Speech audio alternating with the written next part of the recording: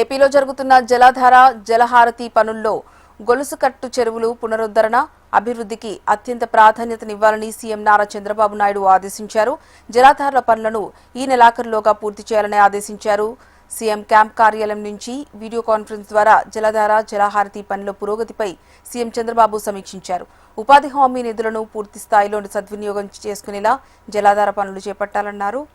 ఉపాధి హామీ నిధుల వినియోగంలో అలసత్వాన్ని ప్రదర్శించొద్దన్నారు. నీటి మిగులు బేసిన్ల నుంచి తక్కువ నీటి లభ్యత ఉన్న బేసిన్లను కనెక్ట్ చేసే పనులను చేపట్టాలని కలెక్టర్లను ఆదేశించారు. జలధార పనుల కింద చెక్ డ్యాంలు, ఇంకుడు గుంతలు, ఫామ్ పౌండ్లు, కాంటూర్లు, కందల పునరుద్ధరణ పనులు ఎలాంటి జాప్యం ఉండకూడదని స్పష్టం చేశారు. చిన్న వాగుల అభివృద్ధికి వాల్మీకిపురం వాగు అభివృద్ధి మోడల్ పరిశీలించాలని సూచించారు. నీటి భద్రత విషయంలో ప్రతి జిల్లా ఒక వినూత్నమైన విధానాన్ని అమలు చేయాలని ముఖ్యమంత్రి చెప్పారు. జలధార మొదటి విడత పనులు పూర్తయిన తర్వాత చెక్ డ్యాంలు, ఫామ్ పౌండ్లు, చెరువులకు గండ్లు పడకూడదన్నారు.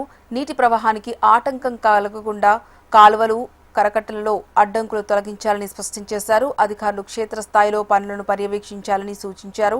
జలాధార వల్ల కలిగే లాభాలను ఇరిగేషన్, అవేర్ వంటి సంస్థలు ఎప్పటికప్పుడు అంచనా వేయాలన్నారు. జిల్లాల వారీగా భూగర్భ జలాలు పునరుద్ధరణ చెక్కులను సిద్ధం చేయాలని ముఖ్యమంత్రి సూచించారు.